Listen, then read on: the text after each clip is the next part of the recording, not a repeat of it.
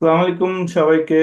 আম, আমাদের সাথে আজকে আছেন মুর্শিদ সালিম ভাই, আমাদের অত্যন্ত জনপ্রিয় এবং অত্যন্ত অনলাইন অ্যাক্টিভিস্টের একজন পছন্দের মানুষ। আম, আম, আমরা আজকে আলাপ করব বিভিন্ন ধরনের পলিটিক্সের অবস্থা নিয়ে। তো আমরা প্রগ্রেসিভ বাফের প্রতিটা পর্বে যেরকম একজনের ইন্টারভিউ নেই, আজকে আমরা সেরকম একটা ইন্টারভিউ নেওয়ার চেষ্টা করতেছি। সবাইকে আম, একটা ইন্টারেস্টিং একটা আলোচনা হবে আশা করি। তো সালিম ভাই, আপনার কাছে প্রথম প্রশ্ন, বাংলাদেশের বিরোধী রাজনীতির বর্তমান হালচাল আপনি কিরকম দেখতেছেন? বর্তমানে এই যে ইলেকশনের পরে মোটামুটি এখন আমরা দেখতেছি যে রাজনীতি অনেকটা স্থমিত হয়ে আসছে। এবং আম, যে আমেরিকার স্যাংশনের ওয়েট মানে অপেক্ষা ছিল, বা বিরোধী রাজনীতি একটা দুর্ভিক্ষ বা অনেক ধরনের আলাপ ছিল এই 3-4 মাস আগেও। এটা অনেকটাই এখন মিয়ে আসছে। আপনি কি রকম দেখতেছেন? আপনার আপনার আপনার অভিজ্ঞতা বা আপনার বিশ্লেষণ কি বলে এখন? ধন্যবাদ ইমতিয়াজ ভাই। প্রথমে বলি আমি আসলে বিশেষজ্ঞ না, পর্যবেক্ষক। পর্যবেক্ষণে যা বুঝি সেগুলোই ফেসবুকে লিখি বলি। প্রথম কথা হচ্ছে, বাংলাদেশের যে বিরোধী রাজনীতি বর্তমান যে অবস্থা, সেটা আলোচনা করতে গেলে সবগুলো বিরোধী রাজনৈতিক দলের রাজনীতি নিয়ে কথা বলা দরকার। তো সবার আগে যেহেতু বিএনপি বিরোধী দল হিসাবে প্রধান বিরোধী দল, সবচেয়ে বড় বিরোধী দল, বিএনপির আলোচনাটাই সবার আগে আসে। কিন্তু বিএনপিকে নিয়ে আলোচনার একটা মূল সমস্যা হলো যে এই দলটার তৃণমূলের নেতা কর্মীরা এত নির্যাতন অত্যাচারের মধ্য দিয়ে গেছে গত 15 বছরে, যে এই দলটার সমালোচনা করতে গেলে তখন তৃণমূলের এই নেতাদের কর্মীদের যে কষ্ট, তাদের অনুভূতির কথাটা মাথায় রাখতে হয়। কিন্তু তারপরেও এগুলো মাথায় রেখে যে কথাটা বলা দরকার, সেটা হচ্ছে এই দলের নেতৃত্বের দুর্বলতা, ব্যর্থতা। কারণ এই দলটার দিকে তাকালে সবার আগে আমার মাথায় যেটা আসে, যে এটা তো একটা রাজনৈতিক দল, কিন্তু এই দলটার রাজনীতিটা আমার কাছে এখন পর্যন্ত স্পষ্ট না। এই সময় যে বাংলাদেশের সামনে যে সমস্যাটা, গণতন্ত্রহীনতা, একটা ফ্যাসিবাদী দুঃশাসন, লুটপাট, অনেকে যেটাকে মাফিয়াতন্ত্র বলে, তার সাথে আঞ্চলিক শক্তির যে সম্পর্ক, আন্তর্জাতিক শক্তির যে সম্পর্ক, সেটাকে মোকাবেলার যে কৌশল, পথ, মোকাবেলার পরবর্তী বাংলাদেশের যে রূপকল্প মানুষের সামনে তুলে ধরা, এগুলো মিলিয়ে আসলে ভবিষ্যৎ রাজনীতি কেমন হবে, বর্তমান রাজনীতি কেমন হবে, এই রাজনীতির উপস্থাপনাটাই বিরোধী দল হিসেবে বিএনপির মধ্যে আমি খুব একটা দেখি না। আমি আপনাকে একটা উদাহরণ দেই, সিম্পল।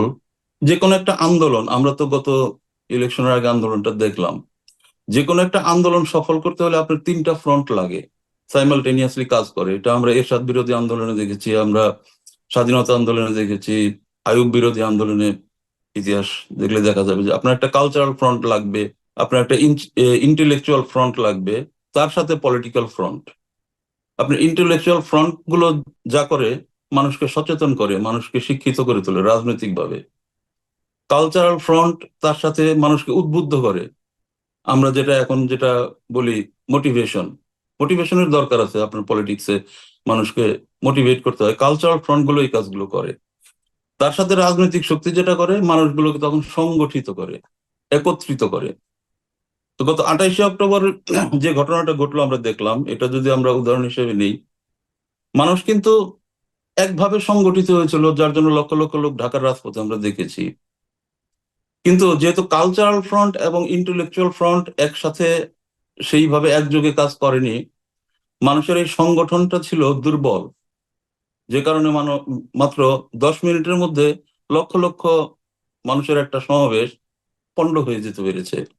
কিন্তু আপনি চিন্তা করেন যে পল্টনের 1, 1.5, 2 কিলোমিটারের মধ্যে এক পাশে যদি আপনার কবি, সাহিত্যিক, শিল্পী, বুদ্ধিজীবীদের একটা আলোচনা সভা থাকতো, আরেক পাশে যদি শিল্পীদের একটা সাংস্কৃতিক কর্মসূচি থাকতো, তাহলে কিন্তু এই 10 মিনিটের মধ্যে লক্ষ লক্ষ মানুষ ছত্রভঙ্গ হয়ে যাওয়ার সম্ভাবনা খুবই কম ছিল। মানুষ যদি আধা ঘন্টা 1 ঘন্টার মধ্যে সব অবস্থানটা ধরে রাখতে পারতো, এই আধা ঘন্টা 1 ঘন্টার মধ্যে নতুন চিন্তা চলে আসতো, পরবর্তী পদক্ষেপের চিন্তা চলে আসতো। কিন্তু যেহেতু আগে থেকে এই কাজগুলো করা হয়নি, যার জন্য 28শে অক্টোবরের এই ব্যর্থতাটা আমাদের এইভাবে দেখতে হয়েছে।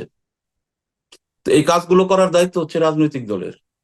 তাদেরকে কর্মসূচি উপস্থাপন করতে হবে, তাদেরকে ভবিষ্যতের স্বপ্ন তুলে ধরতে হবে মানুষের কাছে। এটাই তো রাজনীতি। তো এই রাজনীতির অনুপস্থিতিটা আমি বিরোধী দলগুলোর মধ্যে দেখছি আর কি। জি, এটাই প্রধান সমস্যা। সালিম ভাই, আমি একটু আলোচনায় যোগ দিই আপনার সাথে, আমিও একটু আলোচনা করি।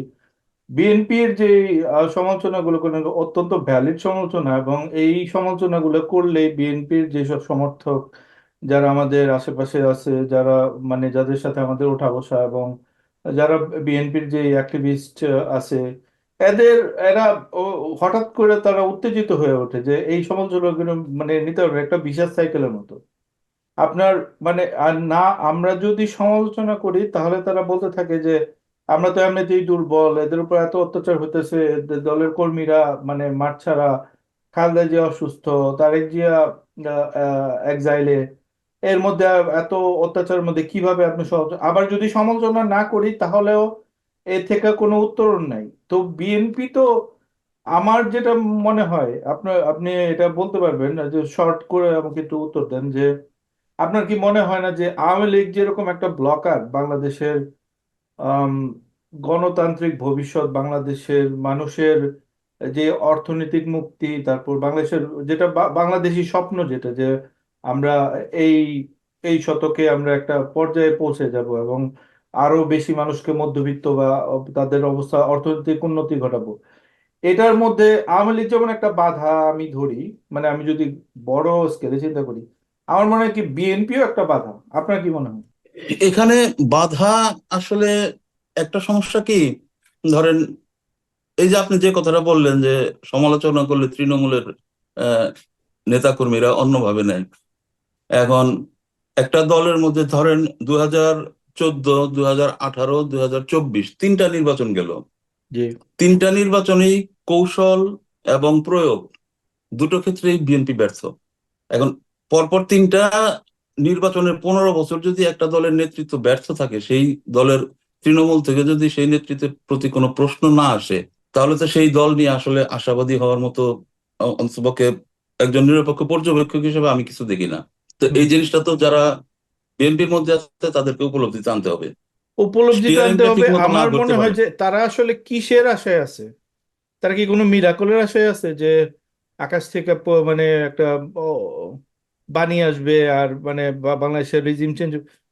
এখানে তো কঠোর পরিশ্রমের ব্যাপার আছে, আপনার অনেক অনেক দিনের প্রস্তুতি আছে, অনেক দিন আমি তো সেগুলি দেখি না, বা সেরকম কোনো উৎসাহ, সেরকম কোনো ভিশন, কোনো মিশন, বা ওইরকম কোনো জাগরণও না। হ্যাঁ, জাগরণ আছে, যেরকম আমাদের একটা যেই সার্কেলটার মধ্যে আমরা দেখি, আপনি আমরা যেই সার্কেলে লেখালেখি করি, আমরা কি অনেকটাই যেরকম আমরা বুঝতে পারি বা আমরা সচেতন অনেক ব্যাপারে, এই ইন্ডিয়ার তাদের কালপ্রিট, যেরকম পশ্চিমা শক্তিগুলা আমাদের কি দৃষ্টিতে দেখে, ইসলামোফোবিয়া আছে, তারপর বাংলাদেশের মানুষের চিন্তা ভাবনা, এইসব নিয়ে আমরা সচেতন। আমরা একটা যদি, কিন্তু আমরা তো মানে মোটামুটি non existent to be honest, আমরা যাই করি like we are not that visible. আমরা তো, আমরা এরকম কোনো, আপনি যে শক্তিগুলোর কথা বললেন যে শিল্পী, তারপর লেখক, ইন্টেলেকচুয়াল, এদের যেরকম একটা মানে ভিজিবিলিটি আছে, আমরা তো বাইরে থেকে করি কারণ এটা আমাদের জন্য একটা সুযোগ। কারণ দেশের ভিতর থেকে এই কথাগুলা বলার মতো সাহস ওদের নাই, অনেক মানুষেরই নেই। তো না, হ্যাঁ। আমাদের সার্কেলটার মধ্যে আছে, কিন্তু আমরা কি আসলেই এই ধরনের, আপনি কোনো জাগরণ দেখতে পান নিজেদের মধ্যে? যে ধরেন এই যে আপনার উদাহরণগুলোই ধরি, 69-এর যে গণ অভ্যুত্থান ধরেন, যে আইয়ুবের, ওটার মধ্যে কিন্তু একটা আপনার স্বতঃস্ফূর্ত একটা ই ছিল, 90s-এর আন্দোলন। আমি খুবই ছোট, আমার বয়স তখন 10-12 হবে, বাট আমি দেখছি, আমার প্রতিটা জিনিস মনে আছে একদম ভিভিডলি। হুম, আমি হুম, পেপার পড়তে পারি তখন, হুম, হুম, কিভাবে হুম। আন্দোলনগুলো হয়তো, ডক্টর মিলন মারা গেল, খালেদা জিয়াদের আন্দোলন, খালেদা জিয়াকে আমি সচক্ষে দেখছি আমার সামনে একদম, মানে আসছেন উনি। তারপর মানে ওই জিনিসগুলো আমার একদম আমার চোখের সামনে, আমি জানি যে কিরকম ভাবে মানে জিনিসগুলো হয়েছে। তার আপনার ইভেন অন্যান্য যেসব আন্দোলন, ইভেন আপনার যদি বলি আওয়ামী লীগের যে আন্দোলনগুলা, সেগুলোর হুম, ধারে হুম। কাছেও তো বিএনপির কোনো কিছু নাই, মানে কোনো সাংগঠনিক কোনো কিছু। আহ, একমাত্র আমি দেখি যে তারেক জিয়া তৃণমূলের সাথে খুবই ভালোভাবে কানেক্টেড। এটা ছাড়া আমি তো আমি কোনো ধরনের না সাংগঠনিক বা কোনো ধরনের একটা এইখানে এরকম না। হ্যাঁ, কোনো হ্যাঁ, দেখি না, আমি মানে জাগরণ দেখি হ্যাঁ, না। না এখানে এখন মনে করেন যে বিএনপির ভিতরের খবর তো আর আমরা বলতে পারবো না, কারণ আমরা তো বিএনপির সাথে কানেক্টেড না। এখন আপনি যেটা বললেন 90-এর আন্দোলন, তখন তো আমি স্টুডেন্ট, আমি ঢাকা কলেজের স্টুডেন্ট, একাদশ দ্বাদশ শ্রেণী। আহ, আমি ঢাকা কলেজের হোস্টেলে থাকি। কিন্তু তখন ওই যে দেখতাম পুরো ফেব্রুয়ারি মাসটা আমরা আহ, থাকতাম আহ, বিশ্ববিদ্যালয় এলাকায়। আপনার বইমেলা, শহীদ মিনার, এইসব জায়গায় রাত্রি 10টা 11টা পর্যন্ত ওইখানে থাকতাম। এরশাদ বিরোধী আন্দোলনের মাধ্যমে কিন্তু মানে ব্যক্তিগত ভাবে আমার রাজনৈতিক মানে চেতনার উন্মেষ আর কি। যে রাজনীতি যে একটা জিনিস দেশের মধ্যে থাকলে রাজনৈতিক যে একটা চিন্তা ভাবনা থাকতে হয়, সেটা এরশাদ বিরোধী আন্দোলনের মাধ্যমে। এখন সবকিছু তো আর আগের মতো হয় না, কিন্তু একটা জিনিস আমরা ফান্ডামেন্টাল যে সমাজে তো বিভিন্ন গোষ্ঠী থাকে, সবার আলাদা আলাদা স্টেক থাকে। যেমন আমার চাহিদা একরকম, আপনার চাহিদা আরেক রকম।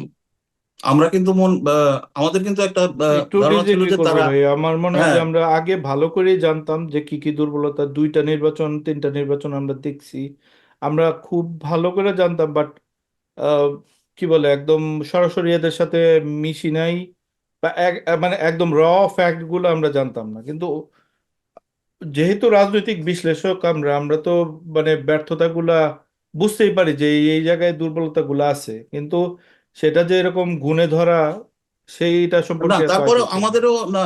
আমাদেরও একটা ভুল আছে। আমাদের একটা ভুল আছে, সেটা হচ্ছে যে অনেক দুর্বলতাই হয়তো আমরা আহ, চিন্তা করেছি তখন যে হয়তো কৌশলগত কারণে এই দুর্বলতাটা এখন সামনে আনা উচিত না।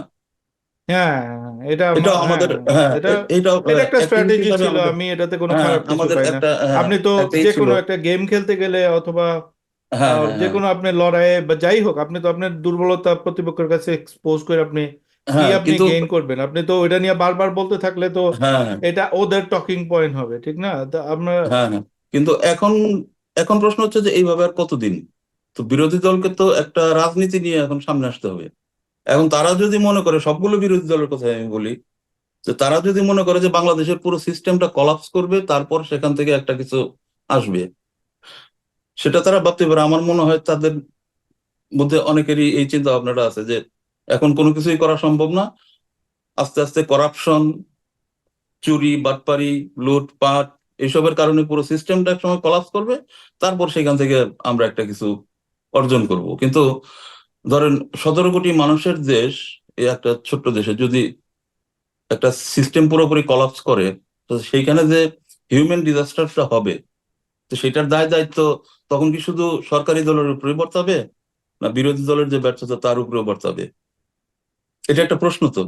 যে কারণ হিউম্যান সাফারিং, সাফার তো করবে মানুষ। যদি হ্যাঁ, বাংলাদেশের সিস্টেম কলাপস করে, তখন তো সাধারণ মানুষ, দরিদ্র মানুষ, এরা সাফার করবে। তো তাহলে কেউ যদি বসে থাকে যে সিস্টেম কলাপস করুক, তারপরে আমরা এখান থেকে সুযোগ নিব, তাহলে সেই দায় দায়িত্ব শুধুমাত্র সরকারি দলের সিংহভাগ দায় দায়িত্ব থাকবে, কিন্তু বিরোধী দলগুলো তো তাদের দায় দায়িত্ব মানে একদম এড়িয়ে যেতে পারবে না। এটা আমার যে মতামত। সম্পূরক একটা কোয়েশ্চেন করি। আপনি যেহেতু জি, জুনায়েদ সাকি এদের কথা আপনি বললেন, আমি যতদূর তাদের অ্যাক্টিভিটি দেখলাম, তারা কিন্তু মোটামুটি গ্লাভস খুলেই নামছিল। মানে যত দূরই আমি দেখছি, তারা একদম খোলাখুলি শেখ হাসিনা সমালোচনা। এখন তো তারা ভারতের বিরুদ্ধে সরাসরি কথা, যেটা আমি কখনোই আমার গত 20 বছর রাজনীতি ফলো করাতে আমি দেখি নাই যে এই বামপন্থীরা ভারতের সমালোচনা করে এত ডিরেক্টলি। তো ইটস আ গুড সাইন। সব অনেক কিছুই পজিটিভ আছে, বাট পজিটিভ গুলা নেগেটিভের পরিমাণ এত বড়, এত বিশাল, এত বড় আমাদের ব্যর্থতা যে পজিটিভ গুলো আসলে, আসলে তো আমরা তো অনেকেই পজিটিভ ছিলাম, অনেকগুলা ভালো ভালো ঘটনা ঘটছে গত 1 বছরে 1.5 বছরে, কিন্তু যেহেতু মূল খেলায় হারিয়ে গেছি বলে আমরা ওগুলি আমরা ক্যাপচার করতে পারি নাই। But there are many positive sign ছিল। তো একটা সম্পূরক কোয়েশ্চেন করি যে আপনি হুম, হুম। আম, এই জিনিসটা থেকে তারা নিজেদেরকে মুক্ত করতে পারছে, আমেরিকা বা ওয়েস্টার্নে যারা মানে কাজ করতেছে। তারা হচ্ছে একটা কজ, সেই কজের পিছনে যে আসবে তার সাথে আমি কাজ করতে রাজি আছি আপাতত। কিন্তু বাংলাদেশে আহ, এই জিনিসটা এখনো বামপন্থীরা সেভাবে উপলব্ধি করে নাই। যেমন ধরেন যে না, এই জন্য থাকে আমি তার এটাই করি, সে অন্ততপক্ষে একটা গণতান্ত্রিক আন্দোলনের করতেছে, কিন্তু তাকেও কিন্তু আরেকটা সাইডের বামপন্থী থেকে ভিলিফাই করা হয়, হ্যাঁ। নানান ভাবে ভিলিফাই করা হয়। তো এই যে বিভক্তিগুলো আছে, এই বিভক্তিগুলোর কারণে বাংলাদেশের বামপন্থী রাজনীতির অনেকখানি দুর্বল হয়েছে। কারণ আমরা যখন এই যে যে আমি আপনাকে বললাম যে এরশাদ আমলে, দেখেন আইরনিটা কেমন, বাংলা একাডেমিতে আমরা যেতাম বইমেলায়, সেখানে বাংলা একাডেমি বইমেলার পাশে যে বটতলা না কি যেন একটা ওইখানে একটা মঞ্চ, ওইখানে কিন্তু আলোচনা শো হতো আর কি, লম্বা, সন্ধ্যা থেকে রাত্রি 9টা 10টা পর্যন্ত, তারপর সাংস্কৃতিক অনুষ্ঠান। তো ওই আলোচনা সভায় যারা আলোচনা করতেন, যাদের আলোচনা আমরা শুনতাম, তারা তো মোটামুটি প্রায় সবাই বামপন্থী ছিলেন বুদ্ধিজীবীদের মধ্যে। শহীদ মিনারে আমরা যে অনুষ্ঠানগুলো দেখতাম, সেই অনুষ্ঠানগুলো কিন্তু করতো সম্মিলিত সাংস্কৃতিক জোট। আমরা কিন্তু তাদের কথা শুনে উদ্বুদ্ধ হতাম তখন যে স্বৈরাচার ভালো না, গণতন্ত্র থাকতে হবে, গণতন্ত্র আসলে আমাদের ভবিষ্যৎ এমন হবে। আমরা স্বপ্ন দেখাটা কিন্তু ওখান থেকে শিখেছি। কিন্তু এখন এসে দেখেন যে সেই তারাই কিন্তু মানে পুরো পজিশনটা উল্টো। মানে এখন দেখতেছি যে তাদের আসলে ওইগুলো কিন্তু মোরাল পজিশন ছিল না, তাদের হুম পলিটিক্যাল বা আইডিওলজিক্যাল পজিশন ছিল।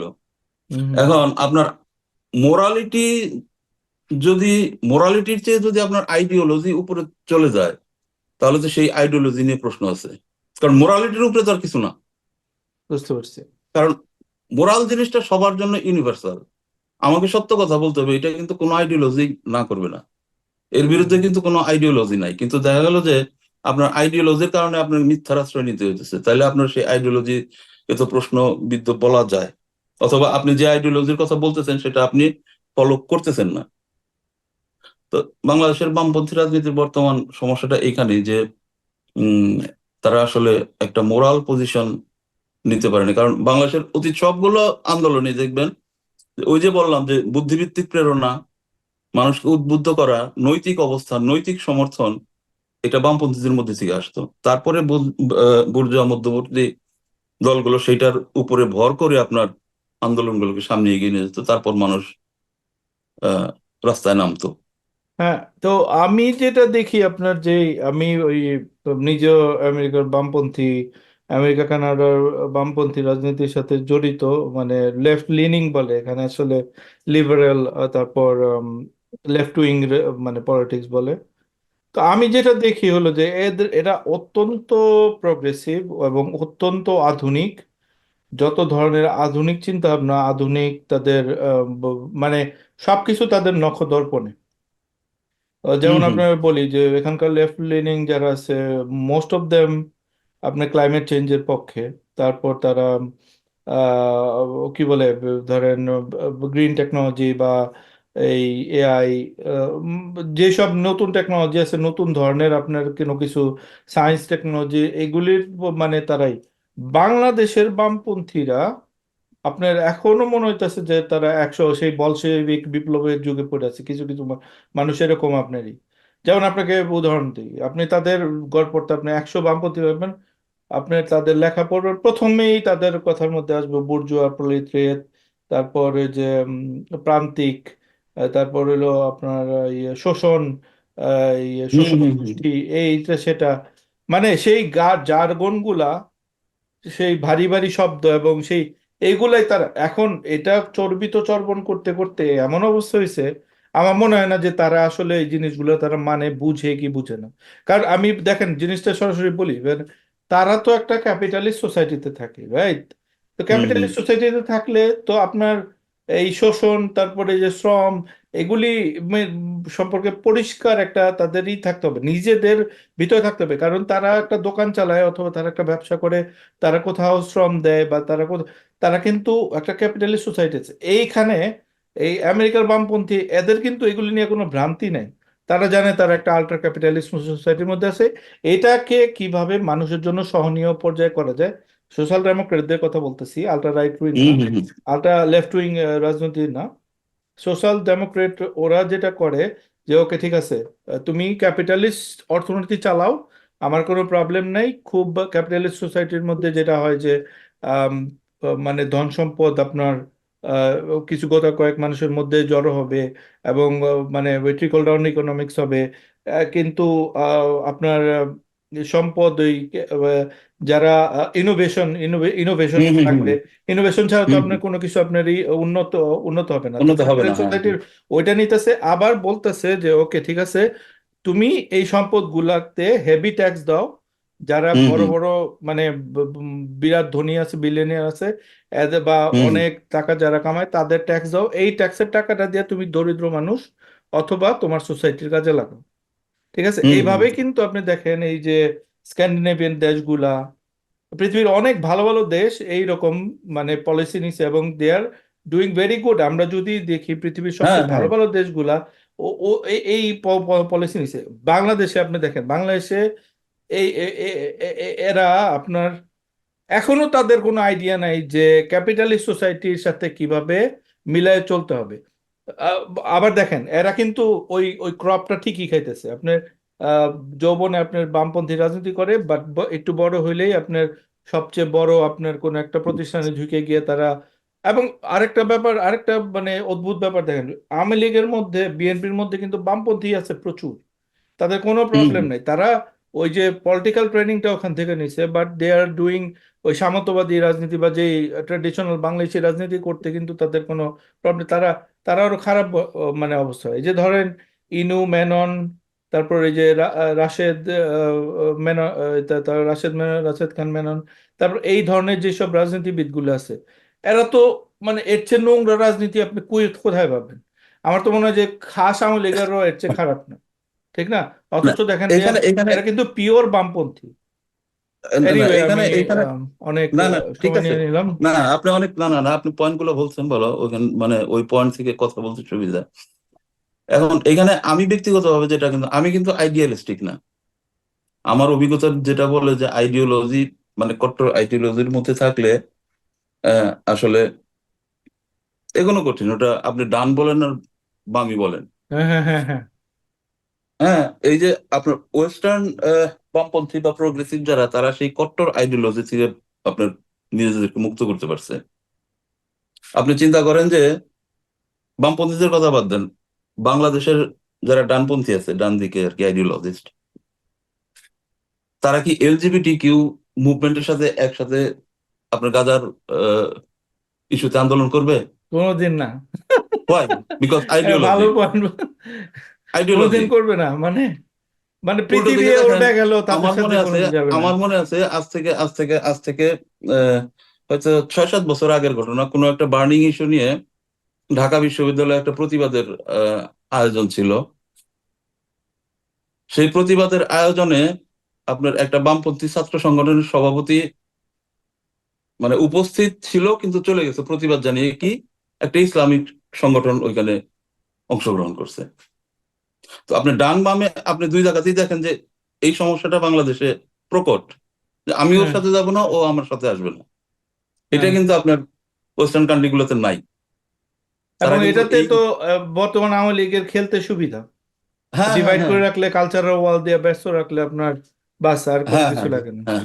এখন সমস্যা হচ্ছে, যেটা হচ্ছে যে আন্দোলনের প্রসঙ্গে আসি, যে বাংলাদেশের মানে আহ, ওইখানে যাইতে হয় যে আমাদের সমাজে বিভিন্ন মতাদর্শের লোক আছে, বিভিন্ন গোষ্ঠী আছে, তাদের স্টেক আলাদা আলাদা, তাদের চাহিদা আলাদা, তাদের লক্ষ্য আলাদা, ভবিষ্যৎ পরিকল্পনা আলাদা।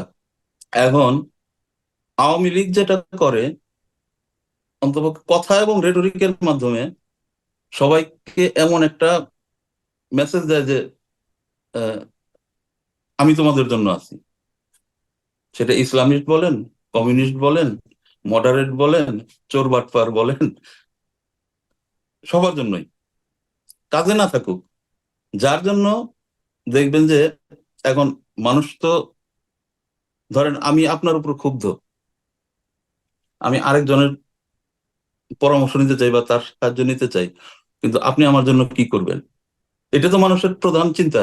যে আমার যে একটা চাহিদা আছে, ধরেন আমি একটা কথা বলি যে বাংলাদেশের ধরেন একজন গান গায়, একজন নারী, বা নাচে, বা নাটক করে, অভিনয় করে। তার চাহিদা কি? সে গান করতে পারবে, সে নাচতে পারবে, সে অভিনয় করতে পারবে স্বচ্ছন্দ হবে, কেউ তাকে বাধা দিবে না বা কেউ তাকে বিরক্ত করবে না। এখন বাংলাদেশের আপনার ডানপন্থী রাজনীতির যে অবস্থা, তো এমন কোন শিল্পী কি কোনো ডানপন্থী রাজনৈতিক দলের সাথে যুক্ত হবে? না। আপনি তো ফেসবুকে দেখেন যে বিভিন্ন ইস্যুতে ডানপন্থীদের আহ, বাংলাদেশের কালচার, নারীর প্রতি অবস্থান, এইসব ইস্যুতে তাদের অবস্থানটা কোথায়? যে তো ধরেন যে আহ, আমি যদি মুক্তভাবে লেখালেখি করি, আমার যা ইচ্ছা তাই আমি লিখতে চাই, যা ইচ্ছা তাই আমি বলতে চাই, তাহলে আমি কোন দিকে যাব? এখন একদিকে তো আমি বর্তমান যে ক্ষমতাসীন দল, তাদের বিরুদ্ধে কিছু লিখতে পারছি না। এখন ভবিষ্যতে যারা ক্ষমতায় আসতে চায় তাদের বিরুদ্ধে কি আমি লিখতে পারবো? না, তাদের ওটা তো সমালোচনা ওরা কি এখনই আমি করে করতে পারবো? দিতেছে। তো এখন এইখানে হচ্ছে মধ্যপন্থী দল যারা রাষ্ট্র পরিচালনায় আসতে চায়, তাদের দায়িত্ব হলো এই যে সমাজের বিভিন্ন গ্রুপগুলো আছে তাদেরকে আশ্বস্ত করা। আশ্বস্ত করা শুধু মুখের কথায় না, হ্যাঁ। বা ওই যে ভিশন 2030 দিয়ে দিলাম, তারপর আমি জিজ্ঞেস করলাম যে ভবিষ্যৎ পরিকল্পনা কি, আর আপনি আমাকে বলে দিলেন ভিশন 2030-তে আছে। তা আমি কি ভিশন 2030-তে পিএইচডি করবো এখন? না, এটা তো আপনাকে তো আপনার বলতে ইসের হবে। মধ্যে আসতে হবে। আপনি সরাসরি বলেন না কেন? আপনি এত রাগঢাক করার কিছু নেই তো, আমরা ওপেনলি বলি। এই যে ট্রান্সজেন্ডার ইস্যুটাতে, ঠিক আছে, জাস্ট মানে হম যেভাবে হম বলতেছে যে তাদের মানে মনে হইতেছে যে তাদের মেইন ফোকাস হলো যে বাংলাদেশের মূল সমস্যা হলো ট্রান্সজেন্ডার, এবং এখানে যদি তাদের ট্রান্সজেন্ডারদের অধিকার তারা খর্ব করতে পারে, বাস। আর আওয়ামী লীগকে ক্ষমতা থেকে নামানোর কোনো দরকার নেই, মানে এরকম একটা উইয়ার্ড মানে ইস্যু নিয়ে আপনি কিভাবে যাবেন? অথচ যদি আপনি সত্যি বিরোধী রাজনীতি করতেন, বা আপনি আপনি প্রথমে কি বলতেন? আপনার তো প্রথমে একটা মোরাল অবস্থান নেওয়া উচিত। আপনি যেটা বলেন হ্যাঁ হ্যাঁ। যে ওকে, বাংলাদেশ আমার BNP is a big umbrella, অথবা বিরোধী দল হম। একটা বিগ আমব্রেলা, আপনি সবার একটা সহিষ্ণু বাংলাদেশ চান। তো সহিষ্ণু হম হম। বাংলাদেশের মধ্যে ট্রান্সজেন্ডারের কি জায়গা হবে না? হ্যাঁ, সেখানে তো সবার আপনার জায়গা জায়গায় দিতে দিতে হবে। হবে আপনাকে, আপনি তো হ্যাঁ নিজেই বলতেছেন। কিন্তু আপনি নিজে বলতেছেন আপনার অ্যাক্টিভিস্টরা আপনার অনলাইনের মধ্যে, আপনার যারা মানে আপনার যারা সাপোর্টার আছে, এরা যদি অ্যাকচুয়াল মানে তারা ছাড় না দেয়, তারা যদি একটু মানে একটু তাদের মানে মুখে তারাও বলতে মানে না পারে যে ওকে তাদের রাইট আছে, তাদের রাইটস আমরা বিশ্বাস করি, তাহলে আপনি কিভাবে আপনি এটা অ্যাচিভ করবেন? আর এই যে আপনি একটা পয়েন্ট বলছেন কয়েকদিন আগে, আপনার সাথে আমি যখন ব্যক্তিগত আলাপ করতেছিলাম, তখন আপনি বলতেছিলেন যে এই যে যারা ট্রান্সজেন্ডার বা যারা শিল্পী সাহিত্যিক, এই নাট্য কৌশলী যারা প্রগতিশীল, তারা তো আসলে ভয় পায়, এবং তাদের ভয় কাটানোর জন্য বিএনপি কখনো চেষ্টাও করে না যে এই লোকগুলাকে যে আমার ফোল্ডে আনবে। আমার ফোল্ডে হম এনে যে হম। কি লাভ হবে, প্রথমে কথা তারা এটা বুঝে না। আর বুঝলেও তারা তারা মনে করে যে আওয়ামী লীগের চেয়ে বড় শত্রু হলো প্রগতিশীলরা, এবং প্রগতিশীলরা তো নিজেদের জানের ভয় থেকে আপনার আওয়ামী লীগের যে এই লোকগুলারে যদি আমি ক্ষমতায় আনি তালেবান স্টাইলে, বা মানে যদি এরকম হয় যে প্রথমেই আমার উপর মারধর করা শুরু করলো, আমি যেটা পড়ি আমার কপালে টিপ পড়তে দিল না, আমার ঘুমটা পড়তে বললো, বা আমার পোশাকের স্বাধীনতা থাকলো না, তা আমি কিভাবে এই করবো? আমার দরকার নাই তো আমি লীগ স্বৈরাচার না বড়চার, আমি তো পার্সোনালি আমি ভালো থাকতে পারতেছি। পার্সোনাল ইস্যুটা মানুষের কাছে কিন্তু অনেক বড়। হ্যাঁ, না, আপনি এখানে ঠিক এখানে পয়েন্ট এখানে ধরছেন। দেখেন আবার একটু কথা বলার মুশকিল আছে। এখানে আবার অনেকে বলবে যে বিএনপি তো অতীত ক্ষমতায় ছিল, বা সামনে ক্ষমতায় আসলে এগুলো করবে নাকি। এখন সবচেয়ে বড় কথা হচ্ছে মানুষ চলে তার পারসেপশন দিয়ে, ধারণা দিয়ে, এক্স্যাক্টলি, তাই এক্স্যাক্টলি। না? হ্যাঁ, আমি বলতেছি না যে বিএনপি সামনে ক্ষমতায় আসলে এইগুলো করবে, হ্যাঁ। বা আমি এটাও বলতেছি না যে ধরেন যদি হেফাজতি ক্ষমতায় আসলো তারা সামনে আসলে এগুলো করবে। কিন্তু পারসেপশন মানুষের হইলো। একটা পারসেপশন, পারসেপশন গুলো হয় কিভাবে? এগুলো হচ্ছে আপনার অপোজিট মানে সরকারের যারা না, আছে তাদের বর্তমান পলিটিক্সটা তো আপনার পারসেপশনটা কি মোকাবেলা করতে হবে। আসলে? বিএনপি আসলে কি হবে এখন, মানুষ কি মনে করে এটা বলেন। এখন না, আপনি যদি বলেন যে মানুষ কি বলে, একটা হচ্ছে সাধারণ মানুষ, না, আরেকটা হচ্ছে আপনার, প্রগতিশীলরা আর যেটা যারা বললেন বয়ান যে মেক আপনি, করে। হ্যাঁ, যারা বয়ান মেক করে। হ্যাঁ। এখন আপনি দেখেন, তার আগে আমি আরেকটা ওইটার সাথে রিলেটেড একটা জিনিস একটু আপনাকে বলি, যে সমর্থন, সমালোচনা আর সমর্থন প্রত্যাহার করা কিন্তু এক জিনিস না। হুম, হুম। আমি আপনাকে একটা বিষয়ে সমর্থন করি, কিন্তু আপনি কাজটা যেভাবে করতেছেন সেটার আমি সমালোচনা করলাম, কিন্তু তার মানে কিন্তু আপনার পিছন থেকে আমি চলে গেলাম না। হুম হুম, হুম। এখন বাংলাদেশের যে এস্টাবলিশমেন্ট, ধরেন যে মিডিয়া, আমলাতন্ত্র, ব্যবসায়ী, এরা কিন্তু সরকারের সমালোচনা করে মাঝে মাঝে, কিন্তু এরা হুম, কিন্তু সমর্থন প্রত্যাহার করে না, হ্যাঁ তাই না? তাই হ্যাঁ কেন তারা সমর্থন প্রত্যাহার করে না? এরা কি শুধু চুরি বাটপারির জন্যই? কিছু আছে চুরি বাটপারির জন্য অবশ্যই, যারা দুর্নীতিবাজ তারা, কিন্তু তার বাইরে যারা বয়ান তৈরি করে তারা কেন করে না? তারা করে না, আমার ধারণা তারা এর পরবর্তী কে সরকারে আসবে, বিএনপি আসুক বা যে আসুক, তাদের রাজনৈতিক অবস্থানটা কেমন হবে, তারা দেশটা কিভাবে চালাবে, তাদের বুদ্ধিভিত্তিক সাংস্কৃতিক বিষয়ে তাদের অবস্থান কেমন হবে, এই বিষয়গুলো তারা এখনো নিশ্চিত না। ঠিক। এই বিষয়ে ওই যে তাদের একটা আপনি ভয় আছে। বলতেছিলেন পারসেপশন, আমি জিনিসটা ক্লিয়ার করে দিই, হম। কোয়েশ্চেনটা আমি করছি যেহেতু। এটার উত্তর হইলো যে বর্তমান পারসেপশন হলো বিএনপি আসলে প্রগতিশীলরা মনে করে বাংলাদেশে একটা তালেবানি শাসন চলে আসবে। এটা পারসেপশন, আমি বলতেছি তাদের পারসেপশন। ইট ডাজেন্ট ম্যাটার এখন আসলে বিএনপি আসলে কি হবে, অতীতে বিএনপি আসলে কি হয়েছিল, এটা না। পারসেপশন হইলো যে এইরকম একটা পরিস্থিতি হবে, এবং বিএনপি এই পারসেপশনটা কাটানোর মতো তাদের হয়তো তারা খেয়ার করে না, অথবা তাদের কোনো ক্ষমতাও নাই, বা তাদের এটার মানে অতটুকু চিন্তা করার মতো তাদের ধার্তব্য আমার মানে মনে হয় চিন্তা ভাবনার মধ্যেই নাই আর কি। চিন্তা আমার ভাবনার যেটা মধ্যে ধারণা, নেই। আমার যেটা অবজারভেশন, যে তাদের চিন্তা ভাবনার মধ্যেই নাই। আর একটা জিনিস আপনি যেটা বললেন যে মানুষ কিভাবে, সাধারণ মানুষ, এইখানে আরেকটা জিনিস আপনি মনে রাখতে হবে, যে বিএনপি দলটার প্রতিষ্ঠাতা জিয়াউর রহমান। আমি তো তখন ছোট, আপনি যেমন বললেন যে আপনি 90-তে ছোট, 76-এ আমি ছোট, তখন হয়তো 5-6-এ পড়ি। কিন্তু জিয়াউর রহমান অত্যন্ত পপুলার ছিলেন আর কি, অত্যন্ত পপুলার ছিলেন, মূলত তার অনেস্টির কারণে। আমার বাবা, চাচা, খালা, খালু, তাদের কথাবার্তা যতটুকু আমার মনে পড়ে আর কি, তো তার ইমেজের উপর এই দলটা দাঁড়ানো আর কি। এখন তারপর অল্প দিনের মধ্যে জিয়াউর রহমান হত্যাকাণ্ডের শিকার, সেখানে মানুষের একটা সিম্পেথি আছে। আমার দেখা ওই সময় জিয়াউর রহমানের যে জানাজা, ওইটা মনে হয় মানে বাংলাদেশের ইতিহাসে সবচেয়ে বড় জানাজা আর কি, মানিক মিয়া এভিনিউতে। তো তারপর খালেদা জিয়া 90-এর আন্দোলন। তো এই একটা ইমোশনের উপরে দলটা আছে আর কি এখনো। কিন্তু আপনি দেখেন 2007 সাল থেকে বিএনপি ক্ষমতায় নাই, তো কত বছর? 17, প্রায় 15-16 বছর, 17 বছর এরকম।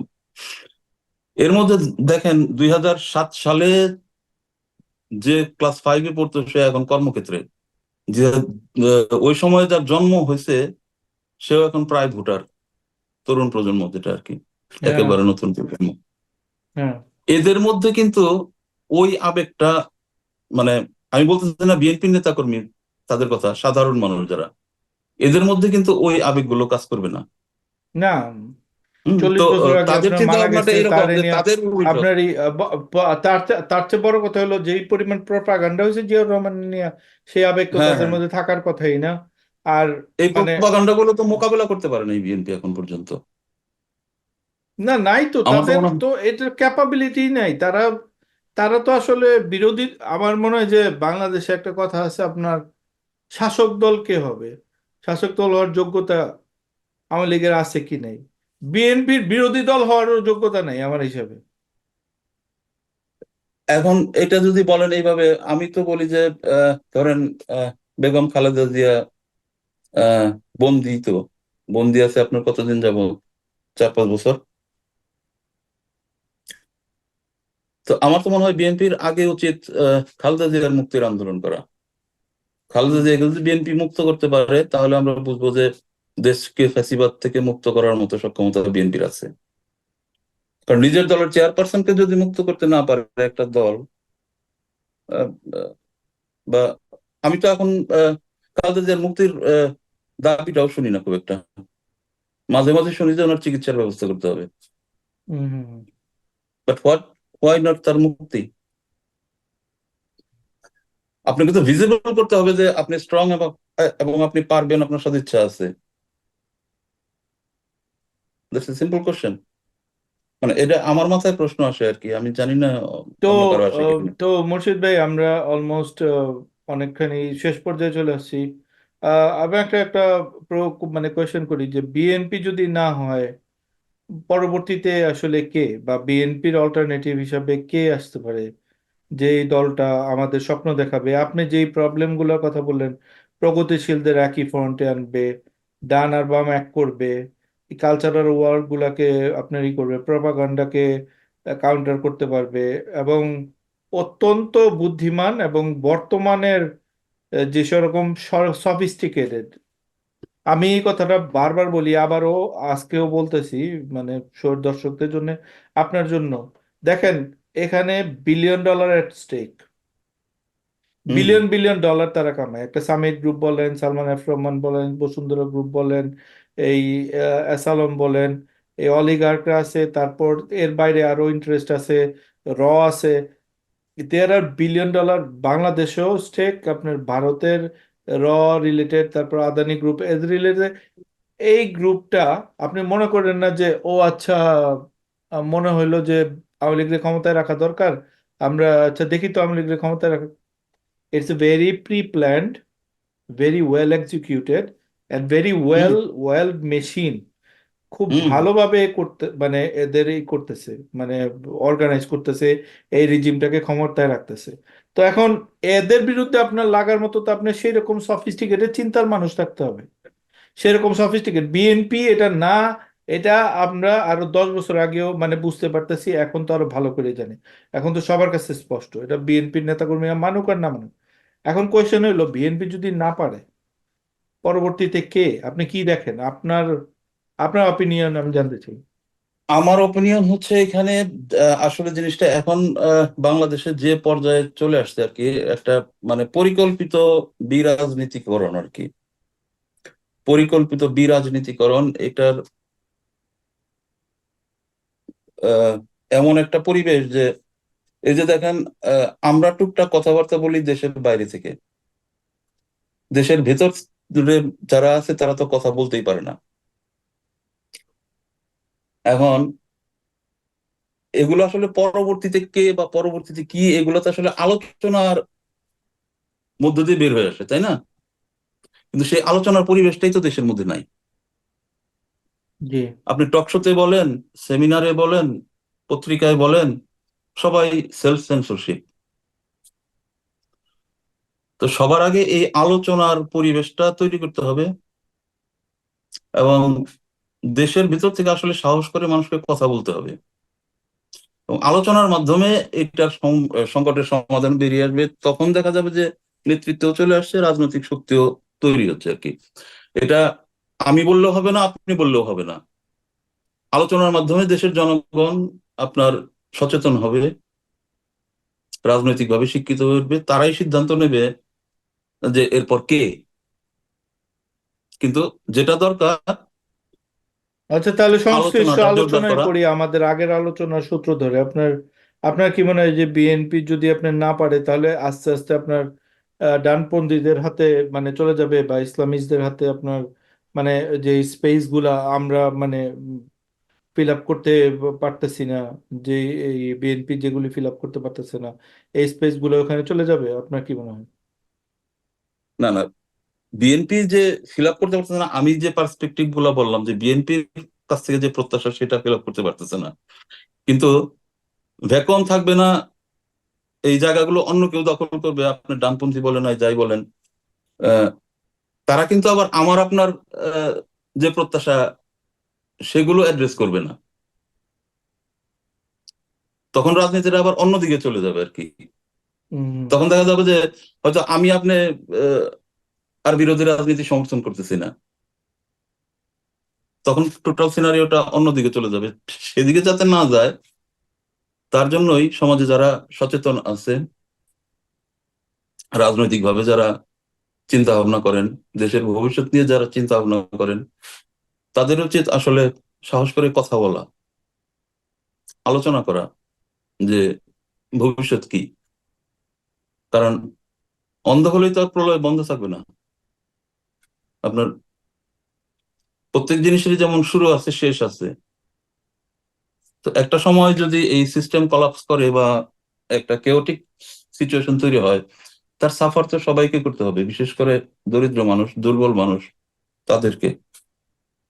এবং যারা মধ্যবিত্ত, যারা এখন আহ আরামায়েশে দিন যাপন করে, রাজনীতি বিমুখ, কোনো চিন্তা নাই, ভাবনা নাই, তারাও তো সাফার করবে। জি। তো এই জন্য আমার আহ্বান সবার কাছে যে যতটুকু সম্ভব নিজের মতামতটা প্রকাশ করুন, সমালোচনা না করুন। আপনার যে একটা জিনিস পছন্দ হয় না, এই কথাটা অন্তত বলুন যে না, এই কাজটা ঠিক হয়নি। এটাও একটা গুরুত্বপূর্ণ কাজ। জি। বা অন্য কেউ কথা বলছে, তাকে অন্তত সমর্থন করুন। ঠিক। তো কথা বলা, আলোচনার মাধ্যমেই সব তো সংকটের আপনি সমাধান। এখনো আশাবাদী, শালিম ভাই? না, মানুষের শক্তি তো অবশ্যই অফুরন্ত। মানুষই পৃথিবীতে পরিবর্তন আনে, তাই না? এক সময় তো দাস প্রথা হ্যাঁ, ছিল। কেউ ফেল করে তারপর মানে এক পরবর্তীতে। সময় তো আমরা মানুষ কিনে কিনে বিক্রি করতাম, হুম, হুম। তাদেরকে পশুর মতো ব্যবহার করতাম, মানুষই তো আমরা। সেই প্রথা তো এখন নাই, হ্যাঁ। তাই না? তারপর কতগুলো বিশ্বযুদ্ধ গেল, কত যুদ্ধ বিগ্রহ, সেগুলো তো মানুষ পরিবর্তন করছে। মানুষই তো পরিবর্তন করবে। পরিবর্তন তো অবশ্যই হবে, আজ আজ হোক কাল হোক।